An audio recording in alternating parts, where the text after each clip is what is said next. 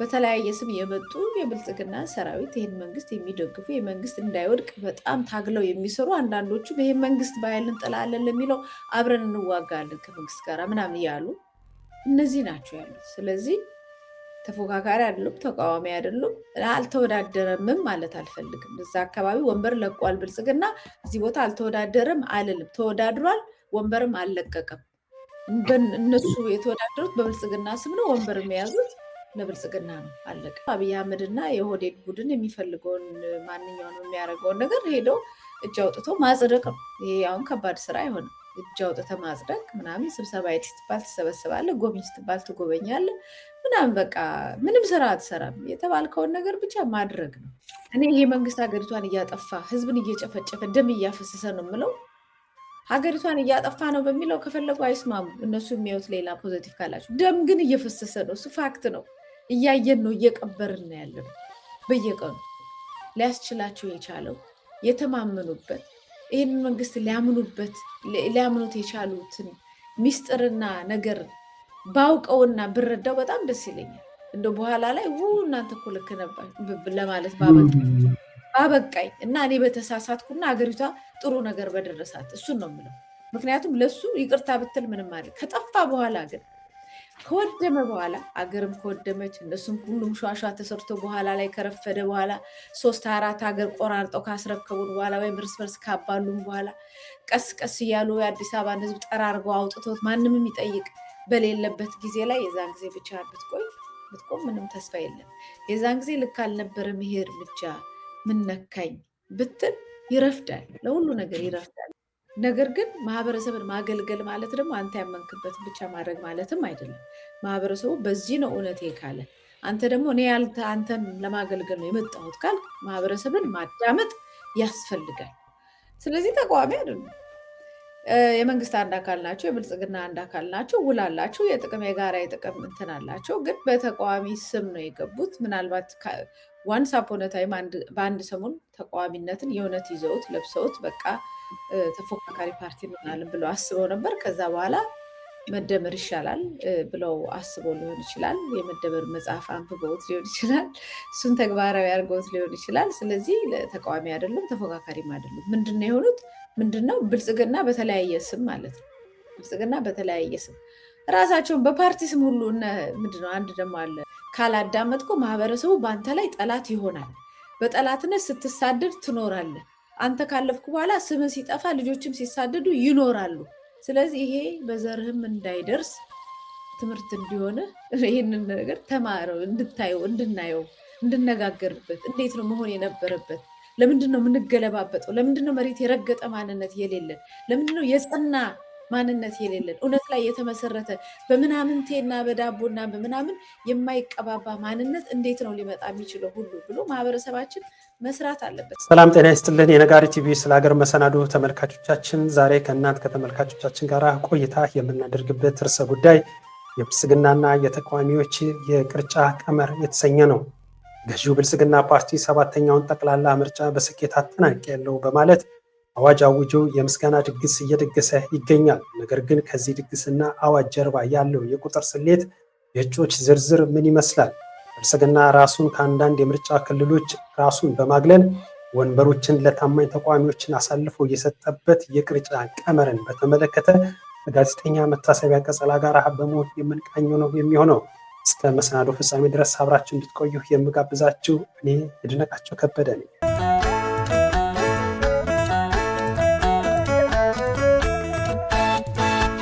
መታሰቢያ ቀጸላ እንኳን ደህና መጣሽ። እንኳን ደህና ቆየኸኝ ይድነቃቸው። አድማጭ ተመልካቾቻችንም ሰላም ብያለሁ። እጅግ አድርጌ አመሰግናለሁ። ዛሬ ቆይታ የምናደርግበት ርዕሰ ጉዳይ ቀደም ብዬ ለመግለጽ እንደሞከርኩት የብልጽግናና የተቃዋሚዎች ቅርጫ የተሰኘ ነው። ሰሞኑ ከፕሬዝዳንቱ ጀምሮ አሉ የሚባሉ የመንግስት ሹመኞች ምርጫውን በድል አጠናቀናል፣ ስለ ምርጫው ሲያማሩትና ያልተገባ ነገር ሲያደርጉ የነበሩትን በሙሉ አሳፍረናል፣ ኢትዮጵያ መርጣለች በሚል አደገኛ ድግስ ላይ ይገኛሉ።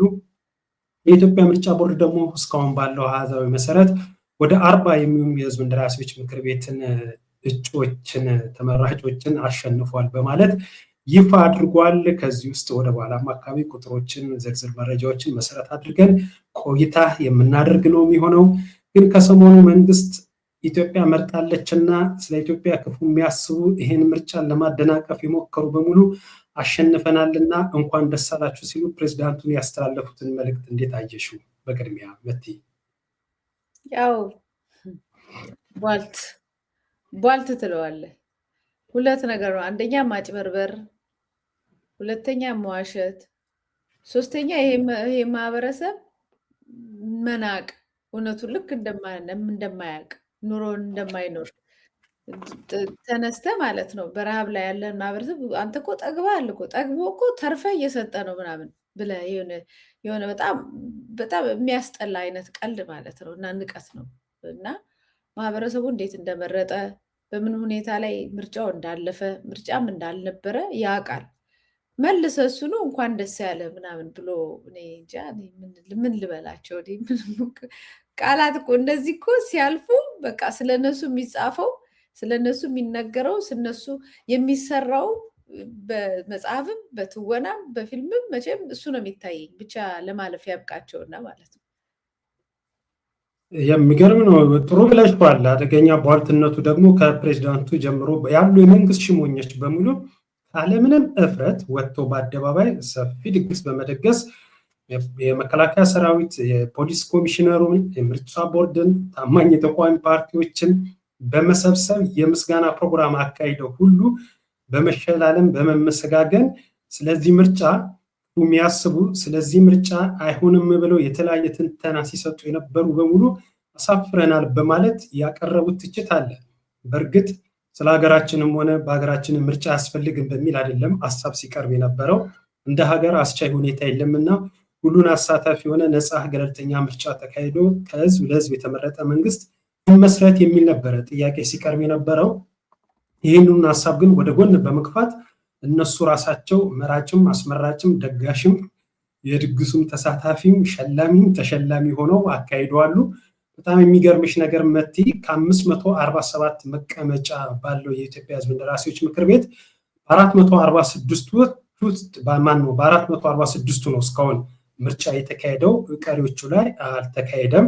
ከዚህ ውስጥ 38ቱ ያው የትግራይ ሙሉ ለሙሉ ምርጫ አልተካሄደም።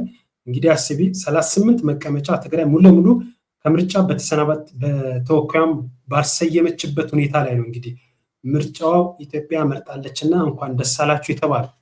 ይህ እንዳለ ሆኖ ግን ከ446ቱ 43ቱ ወንበሮች ገዢው ፓርቲ አይወዳደርባቸው መቲ። ከ446ቱ 43ቱ ወንበሮች ገዢው ፓርቲ አይወዳደርበትም፣ ፈቅዶ ቦታውን ለቀዋል። እንግዲህ ወደ ዋና ጉዳያችን እየገባን ነው። በእነዚህ በተለቀቁ ወንበሮች ላይ እነማን ገቡ፣ አሁንስ ያለው አሃዛዊ ቁጥር ምን ይመስላል የሚለውን በጥልቀት እናያለን። ከዛ በፊት ግን 43 ወንበር የህዝብ እንደራሴዎች ምክር ቤት የአገዛዙ ስርዓት ፈቅዶ ወዶ በሰራው ቀመር ከምርጫ ራሱን አግልሎ የኔ የሚላቸው የሚታመኑለትን የተቃዋሚ ፓርቲ ከፓርቲዎችም የተመረጡ አመራሮችና ለሱ ተገዥ የሆኑትን ብቻ በማሰብ 43 ወንበሮችን ለቋል። ስለዚህ ጉዳይ ምን ማለት ይቻላል? መጀመሪያ እያረምን እንሂድ። ተቃዋሚ ፓርቲ አይደሉም። ምን ሲቃወሙ ሰምተህ ታውቃለህ? ያው በቅንፍ ውስጥ ነው ያለው ርሱም ተቃዋሚዎች የሚል ኮቴሽን ውስጥ ነው ያለው። ልክ ተቃዋሚዎች አይደሉም። ስለዚህ ብልጽግና ከሱ በላይ ማን አሁን በየመድረኩ የሚበሻሸቀው ተቃዋሚ ማለት ውጭ ያለውን የእውነቱን ተቃዋሚ ውስጥ ያለውን ከነሱ በላይ የሚበሻሸቀው ማን ነው? እንትኖች ያሉ በየፓርቲው ምናምን ያሉ ናቸው እኮ የሚበሻሸቁት እየወጡ መልስ የሚሰጡት እኛን ሁሉ የሚተቹት የሚሰዱት ምን የሚሉት እኮ እነሱ ናቸው። ስለዚህ ተቃዋሚ አይደሉም። የመንግስት አንድ አካል ናቸው። የብልጽግና አንድ አካል ናቸው። ውል አላቸው። የጋራ የጥቅም እንትን አላቸው። ግን በተቃዋሚ ስም ነው የገቡት። ምናልባት ዋንስ አፖን ኤ ታይም በአንድ ሰሞን ተቃዋሚነትን የእውነት ይዘውት ለብሰውት በቃ ተፎካካሪ ፓርቲ እንሆናለን ብለው አስበው ነበር። ከዛ በኋላ መደመር ይሻላል ብለው አስበው ሊሆን ይችላል። የመደመር መጽሐፍ አንብበውት ሊሆን ይችላል። እሱን ተግባራዊ አድርገውት ሊሆን ይችላል። ስለዚህ ተቃዋሚ አይደሉም፣ ተፎካካሪም አይደሉም። ምንድነው የሆኑት? ምንድነው? ብልጽግና በተለያየ ስም ማለት ነው። ብልጽግና በተለያየ ስም ራሳቸውን በፓርቲ ስም ሁሉ ምንድነው አንድ ደግሞ አለ ህዳሴ ነው ምናምን የሆነ እንደዚህ በቃ በራሳቸው በተለያየ ስም የራሳቸውን የብልጽግና ሰዎችን ይመለምላሉ። በጀቱ የሚወጣው ምኑ የሚወጣው ሁሉ ነገር ከመንግስት ነው። መንግስት የሚያደርገውን ነገር ነው የሚያስፈጽሙት። በራሳቸው ኃይል የላቸውም፣ በራሳቸው ጥያቄ የላቸውም። መንግስትም አይደለም፣ መንግስት የለም፣ አብይ አህመድ ነው ያለው። አብይ አህመድ እና የኦህዴድ ቡድን የሚፈልገውን ማንኛውንም የሚያደርገውን ነገር ሄደው እጅ አውጥቶ ማጽደቅ ነው። ይሄ አሁን ከባድ ስራ አይሆንም። እጅ አውጥተህ ማጽደቅ ምናምን፣ ስብሰባ ሄድ ስትባል ትሰበስባለህ፣ ጎብኝ ስትባል ትጎበኛለህ ምናምን፣ በቃ ምንም ስራ አትሰራም። የተባልከውን ነገር ብቻ ማድረግ ነው። ስለዚህ በተለያየ ስም ስለመጡ በተለያየ ስም የመጡ የብልጽግና ሰራዊት ይህን መንግስት የሚደግፉ የመንግስት እንዳይወድቅ በጣም ታግለው የሚሰሩ አንዳንዶቹም ይህን መንግስት በኃይል እንጥላለን ለሚለው አብረን እንዋጋለን ከመንግስት ጋር ምናምን እያሉ እነዚህ ናቸው ያሉት። ስለዚህ ተፎካካሪ አይደሉም፣ ተቃዋሚ አይደሉም። አልተወዳደረምም ማለት አልፈልግም። እዛ አካባቢ ወንበር ለቋል ብልጽግና፣ እዚህ ቦታ አልተወዳደረም አልልም። ተወዳድሯል፣ ወንበርም አልለቀቀም። እነሱ የተወዳደሩት በብልጽግና ስም ነው። ወንበር የያዙት ለብልጽግና ነው። አለቀ። እይታ እሱ ነው። ባይሆን ከቅድሙ ይሄ ማስተካከያ በእጅጉ በእውነት መሳጭ የሆነ ነገር ነው። አዎ ተቋሚ ፓርቲ ብሎ የለቀቀው የለም፣ መንግስት ራሱም አልለቀቀም፣ በቦታውም ተወዳድረዋል። እንደውም ብልጽግና ፓርቲ የራሱን የፓርቲ አባላት ከሚያምናቸው በላይ የሚያምናቸውን ተወካዮችን በቦታው ላይ መድቦ ምርጫውን አካሂዷል ብንል ይቀላልና ማስተካከያው በጣም ተገቢ ነው። ግን ምን እያሉ ነው? ይሄንን ምርጫ ነው እንግዲህ ዲሞክራሲያዊና አሳታፊ ነው ሲሉ እያቆለባበሱት ያሉት። መቲ ምኑ ጋር ነው ዲሞክራሲያዊ? ምኑ ነው አሳታፊነቱ? እዚህ ላይ እነሱ መንግስት ብቻም እኮ አይደለም እኮ ያሸነፉት። እነዚህ ያሸነፉትም ራሱ መስተካከል አለበት። ማንን ያሸነፉት?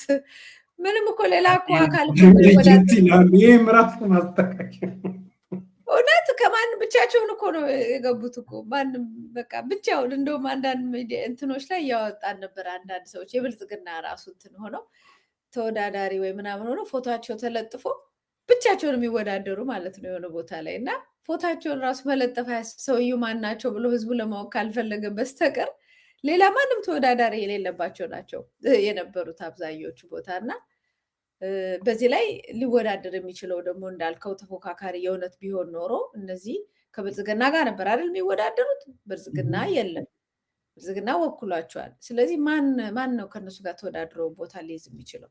ያው አሳይን የተደረጉትን ቦታ ሲስተማቲክሊ ተሰጥቷቸዋል። ስለዚህ ምርጫም አይደለም፣ በቃ ሽግግር ነው። የራሳቸውን ቦታ ማስፋፋት። ከዚህ በፊት ባይዘወይ ተፎካካሪ ውስጥ የነበሩ አንዳንድ ሰዎች መረጃ ሰጥተውናል እኮ ይሄን ያህል ቁጥር ይሄን ያህል ወንበሮች ከምርጫው በፊት ተለቆላቸው ተስማምቷል።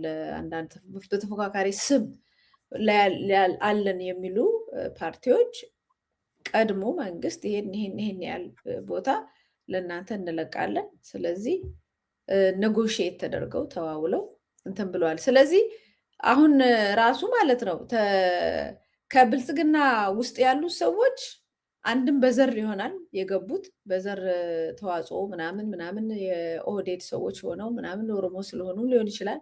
እንዲሁም ደግሞ በብልጽግና ደጋፊ ሆነው ሊሆን ይችላል።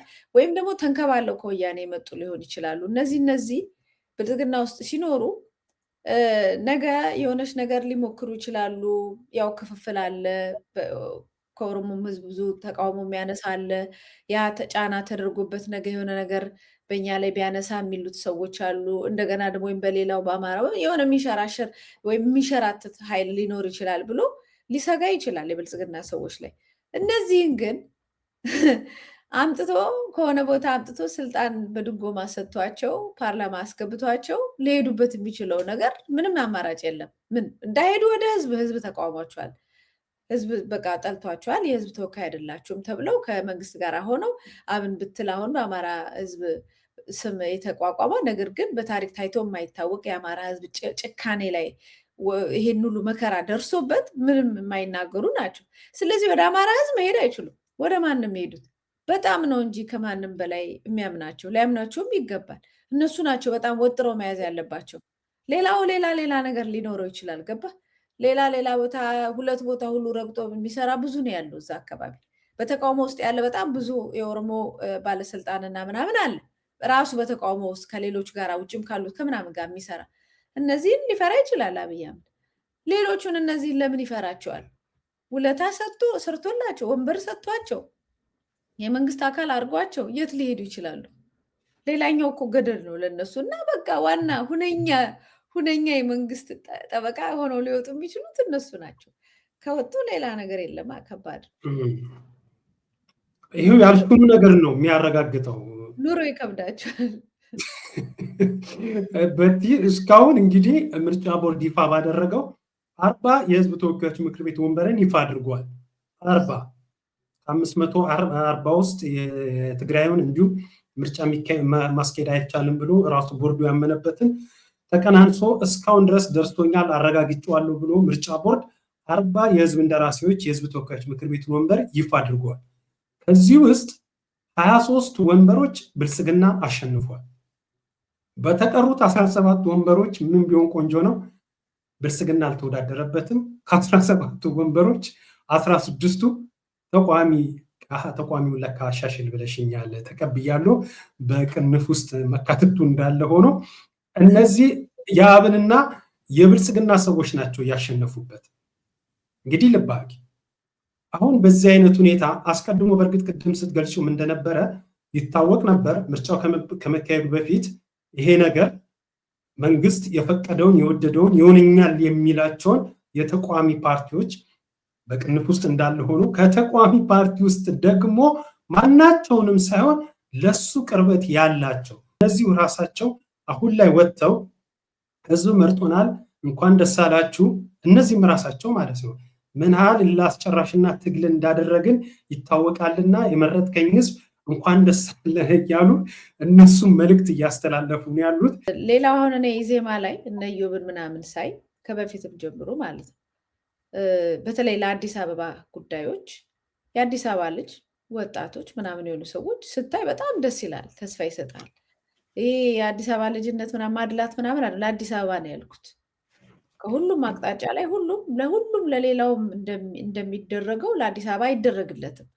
ሌላው አካባቢው ላይ ሄዶ ተመርጦ ነው የሚመጣው። የአዲስ አበባ ልጅ ግን ሙሉ በሙሉ ከፖለቲካው ይገለላል። እና በእንደዚህ አይነት ደረጃ አዲስ አበባ እየኖርክ እየተንቀሳቀስክ ወጣት ሆነ ፖለቲካ ውስጥ ተሳትፈ ለአዲስ አበባ ህዝብ እንቅስቃሴ የምታረግ ከሆነ በጣም ደስ ይለኛል። ተስፋ ማድረግባቸው ነበረ እና አሁን ግን በዚህ ሁኔታ ምንም የራሳቸውን ሀሳብ እስኪያጡ ድረስ መሆናቸው በጣም ያሳዝነኛል። የሆነ ጊዜ ላይም ደግሞ ለውጥ ያመጣሉ ብዬ ተስፋ አረጋለሁ። ምንም ቢሆን በዚህ ምድር ላይ ሁሉም ነገር ገንዘብም ስልጣንም ያልፋል። ለነገ ተክለው የሚሄዱትን ስም ለነገው አስቀምጠው የሚሄዱትን ተግባር መሰራት አለበት። አሁን ነው በጸጸት አትመልሰውም። በተለይ ጥፋት እኮ ተራ ነገር ነው። ለምሳሌ አይ ዶክተሬት እንትን ሜዲሲን ማጥናት ነበረብኝ ኢንጂነሪንግ አጠናው ብለ ያለ ሰው እኮ ጸጸቱ እኮ ብዙ ከባድ አይደለም። ከፈለገ በስተርጅና ትምህርት ቤት ይገባል። የሰው ህይወት ግን የማይመለስ ነው። የሀገር ጥፋት ግን የማይመለስ ነው። እኔ እነሱ ያዩትን እነሱ የተረዱትን ነገር ለመረዳት ብችል በጣም ደስ ይለኛል። እነሱ ልክ ቢሆኑ እና እኔ ይሄ መንግስት ሀገሪቷን እያጠፋ ህዝብን እየጨፈጨፈ ደም እያፈሰሰ ነው የምለው። ሀገሪቷን እያጠፋ ነው በሚለው ከፈለጉ አይስማሙ። እነሱ የሚያዩት ሌላ ፖዘቲቭ ካላቸው፣ ደም ግን እየፈሰሰ ነው። እሱ ፋክት ነው። እያየን ነው፣ እየቀበርን ያለ ነው በየቀኑ። እና በዚህ ሁኔታ ላይ እነሱ ይህንን ሊያመቻችላቸው የቻለው ሊያስችላቸው የቻለው የተማመኑበት ይህንን መንግስት ሊያምኑት የቻሉትን ሚስጥርና ነገር ባውቀውና ብረዳው በጣም ደስ ይለኛል። እንደ በኋላ ላይ እናንተ እኮ ልክ ነበር ለማለት ባበቃኝ እና እኔ በተሳሳትኩና ሀገሪቷ ጥሩ ነገር በደረሳት እሱን ነው የምለው። ምክንያቱም ለሱ ይቅርታ ብትል ምንም አለ። ከጠፋ በኋላ ግን ከወደመ በኋላ አገርም ከወደመች እነሱም ሁሉም ሿሿ ተሰርቶ በኋላ ላይ ከረፈደ በኋላ 3-4 ሀገር ቆራርጠው ካስረከቡን በኋላ ወይም እርስ በርስ ካባሉም በኋላ ቀስ ቀስ እያሉ የአዲስ አበባን ህዝብ ጠራርገው አውጥቶት ማንም የሚጠይቅ በሌለበት ጊዜ ላይ የዛን ጊዜ ብቻ ብትቆም ምንም ተስፋ የለም። የዛን ጊዜ ልክ አልነበረም ይሄ እርምጃ ምን ነካኝ ብትል ይረፍዳል፣ ለሁሉ ነገር ይረፍዳል። እና እኔ ምንም ልል አልችልም። ብዙ ተቃውሞ እየደረሰባቸው ነው፣ ብዙ ትችት እየደረሰባቸው ነው። ማወቅ ያለባቸው ደግሞ የእኛ ማህበረሰብ ስልጣን ላይ እያለ ብዙ ላይ ይናገራችሁ ይችላል። ስትወርዱ ነው ህወሓትን ማስታወስ ብቻ ነው። ህወሓትን ልክ የወረደ ጊዜ የተደበቀው በሰው ሆድ ውስጥ የነበረው የተቀመጠው ዲቴል ሁሉ ሳይቀር ዝርግፍ ብሎ ነው የወጣው። እሱንም ደግሞ በጦርነቱ በደንብ ማየት ይቻላል፣ ህዝቡ በምን አይነት ቁጣ ላይ እንደተነሳ። ያ ህዝብ ግን እነመለስን ምናምን ሲቀብር ነበር አይደል? ጥቁር ለብሶ አታውቁትም። በሆዱ ያለውን የመከራውን በሆዱ ይዞ የሚቆይ ነው። በኋላ ልክ የተንሸራተታችሁለት ልክ ነገሮች የተቀየሩለታ በጣም በጣም በከባዱ ነው የሚነሳባችሁ። ለራሳችሁ ወቁበት ነው። ለማንም አይደለም፣ ለኢትዮጵያ አይደለም። ለኢትዮጵያማ የሚታገል ግማሹ ነፍጥ ይዞ፣ ግማሹ በየእስር ቤት ወድቆ፣ ግማሹ በየውጭ ተሰዶ፣ ራሱ ደግሞ ኢትዮጵያ ውስጥ ያለው ማህበረሰብ በተለያየ አንግል ለኢትዮጵያ ለራሱ ለነፍሱ ለስጋው ለሀገሩ ይታገላል። ታገሉለታል፣ ይታገላል። ግን ለራሳችሁ ማትጸጸቱበትን ነገር አድርጋችሁ ብታልፉ ግን ለነገ ለልጆቻችሁ የምትኮሩበት ለራሳችሁ ታሪክ ጽፋችሁ የምትሄዱበት ታሪክ እኔ ብታስቡበት ጥሩ ነው ብዬ ነው የማስበው። አይ ልክ ነው በዚህ ያለው እውነቱ እናንተ ተሳስታችኋል ካላችሁ የእናንተ እውነት ይሁን። በቃ የኛ የሀገር የመፍረስ የኛ ፍርሃት አይሁን እንጂ ሌላ ምን ልትል ትችላለህ? ልክ ነሽ መቴ። ግን ነገሩ እጅግ ማለት የረቀቀ ነገር እንደማይጠይቅ ማስረጅ የሚሆነው ነገር እና ምናልባት አንቺ በወደ ሰፊነትና በጣም በአርቆ አስተዋይነት ምናልባት እንደው ያላየነው ያልተረዳነው ነገር ካለ እንደው ልንረዳቸው ከቻልን በሚል ይህንን ሀሳብ ያቀረብሽው። ሆኖም ግን አሁን በቪዲዮ ላይ እንዳየናቸው እነዚህ ቦታ ተለቆላቸው አሸነፍንም ብለው ራሳቸውም በፌስቡክን በተለያየ ድረገጽ እየጻፉ ያሉት እኔ ምልሽ ተፎካካሪነታቸው ወይም ወከለን ለሚሉት ለነሱ ነው። ህዝብ እውነት አንደኛ መቲ እነዚህ ሰዎች መንግስት መሰጧቸው የመንግስትን ስራ የሚሰሩ ናቸው። የአገዛዙን ፖሊሲ የሚያስፈጽሙ ናቸው። አገዛዙ ሀገር ስመራ የሚመራበት ፖሊሲ ጥሩ ነው አይደለም የሚለው ለጊዜ እናቆየውና እንተውና የመንግስትን ፖሊሲ ለማስፈጸም በተለያየ የመንግስት ኃላፊነት የመንግስትን ኃላፊነትን ቦታ ይዘው እየሰሩ ድጋሚ ደግሞ መንግስት ተፎካካሪ ፓርቲ ማለት ብልጽግና ሹመት ሰጥቷቸው ያሰራቸዋል። እነሱ በሚወዳደሩበት ቦታ ላይ ደግሞ ካለምንም ከልካይ ተወዳድረው እንዲያልፉ ያደርጋቸዋል። የሚውልላቸውን ውለታ ስራ ይሰጣቸዋል፣ ሹመት ይሰጣቸዋል። ፓርላማ ደግሞ እንዲገቡ ራሱ ብልጽግና የእኔ ተወካይ የሚለውን አስቀርቶ እነሱ በዛ ቦታ ላይ ተወዳድረው እንዲገቡ ያደርጋቸዋል። ከዛ እነዚህ ደግሞ መልሶ ይመጡና እኛን መንግስትን በምክንያትና በእውነት መሰረት ባደረገ የምንፎካከር የምንቃወም ሀቀኛ ለህዝባችን የቆምን ለህዝባችን ዋጋ የምንከፍል ተቃዋሚ ነን ይላሉ። እና ምኑ ጋር ነው መስፈርቱ? እኔ እንደው ምናልባት አንቺ ቅድም የሆነ ጥሩ የሆነ የሞራል ነገር ነው ያነሳሽው። አልተረዳናቸው አላየናቸው እንደሆነ ነገ ተነገ ወዲያ እንዲህን ነገር ሳይሆን ነው ብለን እንዳንሳሳት ምንድነው ብናይላቸው የሚለው ነገር ያቀረብሽ ነገር ወድጄልሻለሁ። ግን እስከ ድረስ ነው የምናይላቸው? መንግስት ስራም ሰጥቶ ሹመትም ሰጥቶ የመወዳደሪያን ቦታም ለቆላቸው እነዚህ ሰዎች ምንድን ናቸው? እሺ ታዲያ አልገባ ስላለኝ ነው። እንደው አንዱ ቀርቶ ከአንዱ ቢሆን አንድ ነገር ነው እንላለን። ስራም ሰጥቶ መወዳደሪያን ቦታም ለቆ ሹመትም ሰጥቶ ምኑ ላይ ነው እንደው በዚህ ነገሩ ላይ እንደው እስኪ አስተያየት ካለሽ እና ይሄ ነገር የምንረዳ የምናውቅ አይመስላቸውም? ሿሚውን ተሿሚውን እኔ አልገባ ስላለኝ ነው ይሄ ነገር ከዛ መጥተው ለህዝባችን ይላል። አልገባልኝ መቲ። ያው እኮ ነው እኔ አሁን ለምን መሰለ እንደዚህ ያልኩት በጣም በዚህ ውጡ በዚህ ግቡ ማለት ያልፈለኩት ለምን እንደሆነ ታውቃለህ? ምን እንዳንሆን ምን እንዳይሆን የዚህ ሀገር አስተዳድራለሁ ብሎ ታንኩንም ባንኩንም የያዘው ኦህዴድ ነው፣ ብልጽግና ፓርቲ ነው። ከዛ ጋር ደግሞ ትግል ይዘናል። አለቃ እኛ አይደለን መላው የኢትዮጵያ ውስጥ ከጥቂቶች በስተቀር መላው የኢትዮጵያ ውስጥ ትግል ይዟል። በቃ መውደቁ አይቀር። ስለዚህ ራሳችሁን አድኑ፣ ይወድቃል፣ ከህዝቡ ጋር ሆናችሁ ታገሉ ከማለት ውጪ ምንም አታክ ልታረጋቸው አይገባም። ምን ሊያደርጉ ይችላሉ? ምንም ስራ አገኙ፣ ስራ ይዘው ገቡ። በቃ አለቀ። ከህዝብ ጋር ነበሩ፣ ከህዝብ ተነጥለው ከመንግስት ጋር ነው እንቆማለሁ ብለው ገቡ። ራሳቸውን እንዲያድኑ ከመምከር ውጪ በኢትዮጵያ ላይ ሊያመጡት የሚችሉት ምንም ነገር የለም። ምንም ስልጣንም ሲጀምር የላቸውም። በእነሱ ስልጣን የሚመጣ ለውጥም አይኖርም። ምክንያቱም የሀገሪቷ መንግስት ብልጽግና ነው። ስለዚህ እነሱ እና ከስር ያሉ ሌሎችም መንግስትን ጉዳዮች የሚያስፈጽሙ አካላት ጋር አይደለም እኛው ትግላችን ከመንግስት ጋር ነው። የመንግስት ለውጥ ኢትዮጵያ ያስፈልጋታል። ስለዚህ ኢንዲቪጁዋሊ እየጠራን ምናምን በዚህ ምንም ለውጥ ሊያመጣ የሚችለውንም አካል ሁሉ ጊዜ ላይ ለማቃጠል ግን እኔ በደንብ ስለምናውቃቸው ተስፋ መሆን ስለሚችሉ እንዴ ትላንትና እኮ ነፍጥ ይዘው እኮ ጫካ ገብተዋል እኮ አይደል እንዴ ለማራዝ ከህዝብ ጋር ስትሆን እንደዛ ነው የምትሆነው። እታች ገብተ ነፍጥ ይዘ ጫካ ገብተ ሜዳ ላይ ወርደ ዝም ብለ በጥላቻ በምናምን አይደለም እስከ ደብረ ሲና ድረስ እየደፈረ እየገደለ እያወደመ ትምህርት ቤቶችን እያፈረሰ እየዘረፈ የመጣን ኃይል ለመገዳደር ጫካ ገብቷል። ከህዝብ ጋር ምን ማለት እንደሆነ አይተውታል። ታዲያ ከዛ በአንድ ጊዜ እንደዚህ እንዴት ሊሆኑ እንደቻሉ ስለሚደንቀኝ ነው። እንዴት እንደዚህ ሊሆኑ ቻሉ? እንዴት የህዝብ ልጅ ከህዝብ ወጥተ ለህዝብ ቆመ ለህዝብ እስከመሞት ድረስ ሄደ ድንገት አሁን አጌንስት ዩር ፒፕል እንዴት ከህዝብ በተቃራኒው እንዴት ልትሆን ትችላለህ? እንዴት የሁሉ ጦርነት የሚወርድበት ማህበረሰብ ትምህርት ቤቱ ተዘግቶ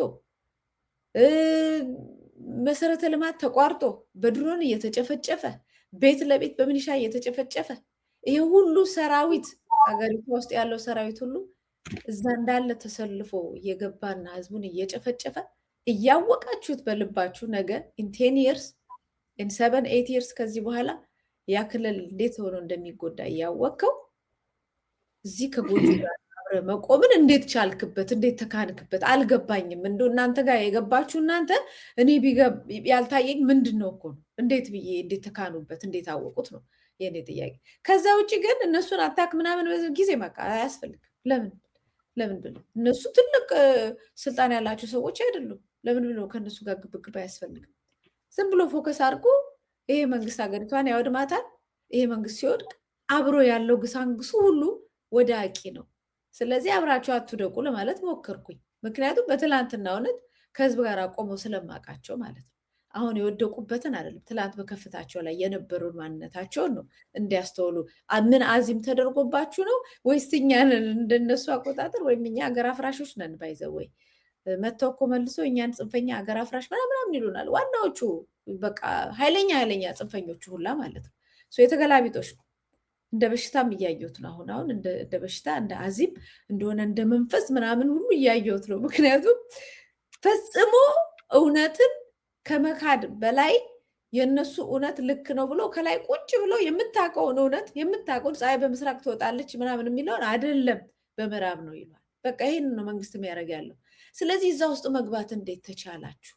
እንዴት የምታውቁትን እውነት ለመካድ እንዴት ቻላችሁበት?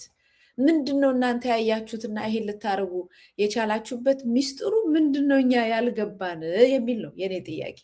ከዛ ውጭ ግን በዚህ ውጡ በዚህ ግቡ ምናምን ምንም ያን ያህል ምንም የሚያመጡት ለውጥ የለም ብዬ ነው የማስበው እነሱ። አዎ ማለት የሚያሰራቸው አካል ነው ለውጡንም የሚያመጣው። እኛም የሚያሰራቸው አካል ላይ ነው ትኩረት የምናደርገው።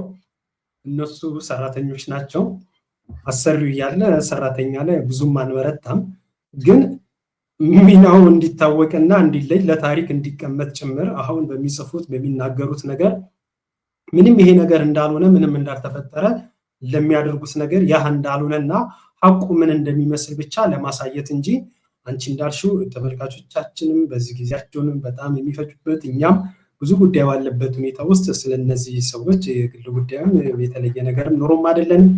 ቅድም እንዳልሽው ደግሞ ጥሩም ለሌላው የገለጽሽው ነገር ያው ከመውደቃቸው በፊት በተለይ በህወሓት መራሹ ጊዜ እንደውም ከዛም በኋላም በነበሩ በአንዳንድ የፖለቲካ እንቅስቃሴ ብዙዎቹ ያው የሚመሰገኑበት ነገር አለ፣ በዛው ልክ የሚተቹበት ነገር እንዳለ ሁሉ ማንም ሙሉ ሰው አይደለም። ሆኖም ግን አብይ አህመድ ከመጣ በኋላና ከቅርብ ጊዜ በተለይ ባለፉት 4፣ 5፣ 6 ዓመታት ወዲህ ግን ቅድም በፎቶና በምስል ያየናቸው አሁን 40 መቀመጫ ወንበር ነው። ከ40 ነው እንግዲህ 7-8ቱን ያየነው፣ ቀሪ ደግሞ አለ። ያንንም ደግሞ የምናየው አለ። ኦልሞስት ወደ 43 አካባቢ እንዴት የተለቀቀላቸው ተቋሚዎች አሉ።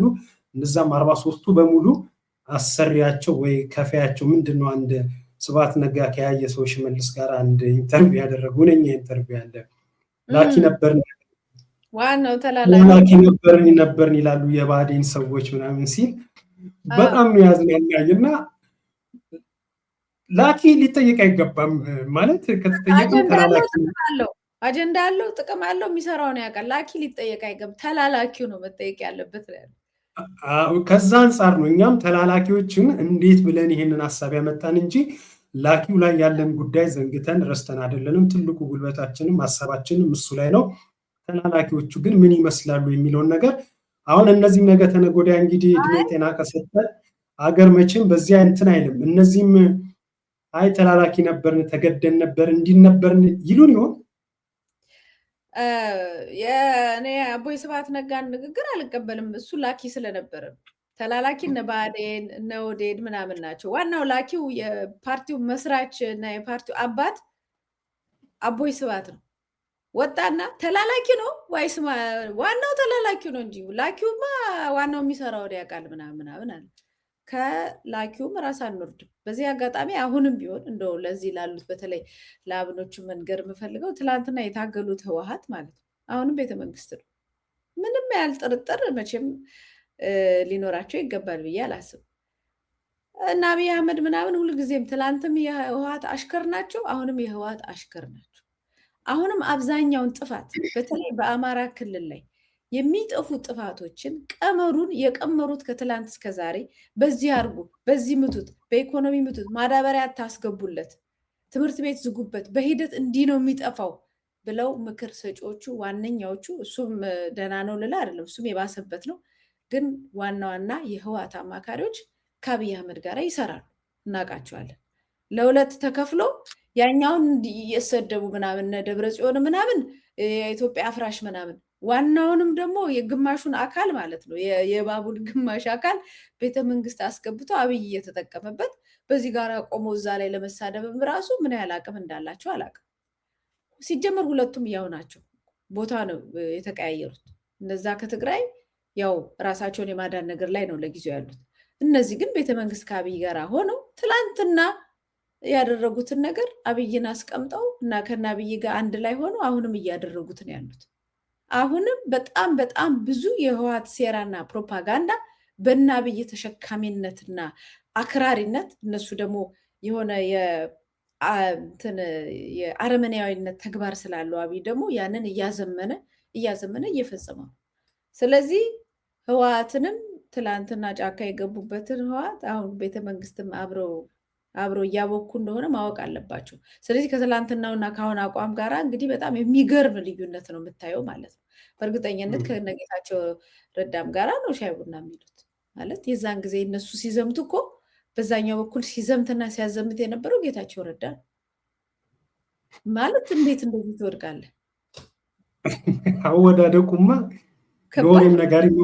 ለወሬም ነጋሪም አይመችም እንዳልሽው። ጌታቸውም ረዳ መጣና በጠቅላይ ሚኒስትሩ አማካሪ ሆኖ በሚኒስቴር ማዕረግ ሹመት አግኝተዋል። በለጠም በአብይ ሹመት አግኝቶ በሚኒስቴር ማዕረግ እያገለገለ ይገኛል። እና አንዳንዱ ነገር ድራማም ይመስላል። ይሄ ነገር አይኔ ነው ጆሮዬ ነው ሁሉ የምትይበትን ነገር ሁሉም ይፈጥራል። እና እንደዚህ አጫናገር አሁን ጋሻው መርሻ ላይ እና የሱፍ ላይ ይሄ ክላሽ ይዞ በዛ በሰሜኑ ጦርነት ወቅት ከጌታቸው ረዳ ጋራ ሲጻጻፉ ምን ሲሉ ዘጥ ሲል የሚለው ቋንቋ የጌታቸው ረዳ ሁነኛው ቋንቋ ጋሻው መርሻ የተጠቀማት ናት። እና እነዛ እንዳልተባባሉ አሁን ሁለቱንም አብይ ሹመት ሰጥቷቸው አለቃቸው ሆኖ ያሰራቸዋል። አብረው ቁጭ ብሎ መመሪያ ይሰጣቸዋል።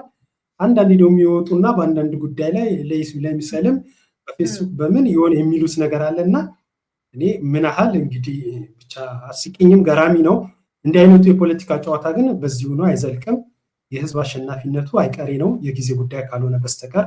ህዝብ ከዳር እስከ ዳር ቆስሏል፣ ደምቷል፣ ከባድ ብሶት ላይ ነው ያለው።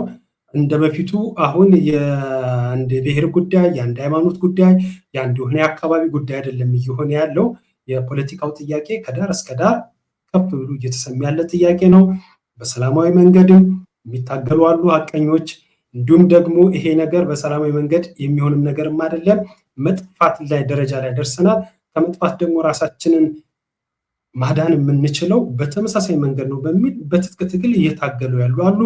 በአማራ፣ በትግራይ፣ በኦሮሞም በደቡብም አንዳንድ የወጣ ሪፖርቶችን ከዚህ በፊት አቅርበን ነበር። በትጥቅ ትግል ሁሉ ጭምር አገር በጦርነት እየታመሰች ነው ያለችው። ይህ ሁሉ ነገር የሚያሳየው ምንድን ነው?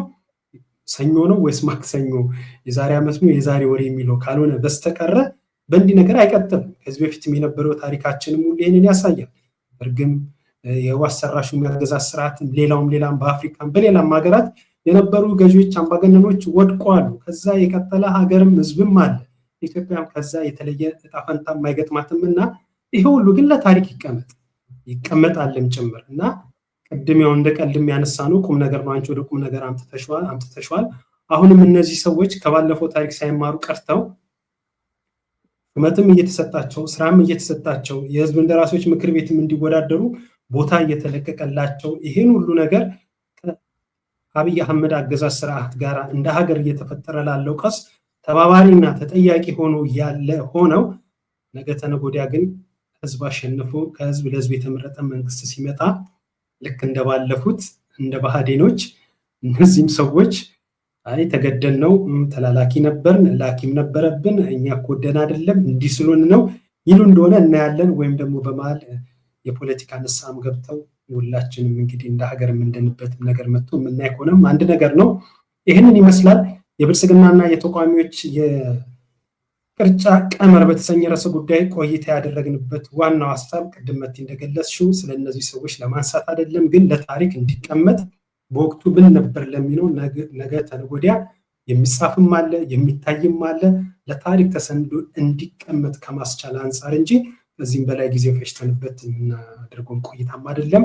እስካሁን ቆይታችን አድማጭ ተመልካቾቻችንም ይጠቅማል ይሆናል የሚሉትን ነገር እንዳገኙ ተስፋ አደርጋለሁ። ማጠቃለያ ሀሳብ ሰጥተሽን መቲ የዛሬ መሰናዳችንን በዚህ እናብቅ። መልካም አመሰግናለሁ። ልክ ነህ እንዳልከው ነው።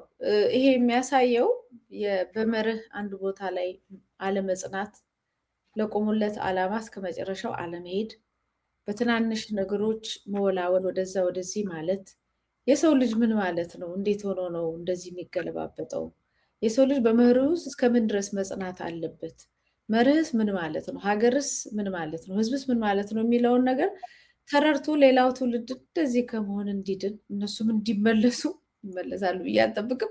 ግን ቢያንስ ለሀገራችን የሚያስፈልጋት ምን አይነት ሰዎች ናቸው ለሚለው ለሚነሳ ወደ ፖለቲካም ለሚመጣ ወደ ማንኛውም አገልግሎት የሚመጣ ወይም ራሱ ሰው ሆኜ ጥሩ ሰው ሆኜ እኖራለሁ ለሚል ዜጋ ሁሉ በመርህ መጽናት፣ ያንን መርህ አይለወጥም አልልህም፣ ግን በምክንያት ተምረ አይ ይሄኛው መንገዴ ስህተት ነበር ምናምን የምትለው እንጂ በዚህ በኩል ይሄኛው ነገር አጥፊ ነው ካልክ በኋላ አንተ እኮ ጥሩ ሰው ነው ምናምን ሲልህ ወዲያው ሰውየው አንተ ይሄ ነገር እኮ በጣም ልክ ነው ብለህ የምትቀየር ከሆነ በቃ አለቀ። እዚህ ምድር ላይ አለመምጣት አይሻልም? አለመምጣት እኮ ይሻላል። ከመጣህ ግን ሊያስከብርህ የሚችለውን ከምንም በላይ አንተ ያመንክበትን አሁንም አምነውበት ሊሆን ይችላል። ነገር ግን ማህበረሰብን ማገልገል ማለት ደግሞ አንተ ያመንክበትን ብቻ ማድረግ ማለትም አይደለም። ማህበረሰቡ በዚህ ነው እውነቴ ካለ አንተ ደግሞ እኔ አንተን ለማገልገል ነው የመጣሁት ካልክ ማህበረሰብን ማዳመጥ ያስፈልጋል። ካላዳመጥኩ ማህበረሰቡ በአንተ ላይ ጠላት ይሆናል።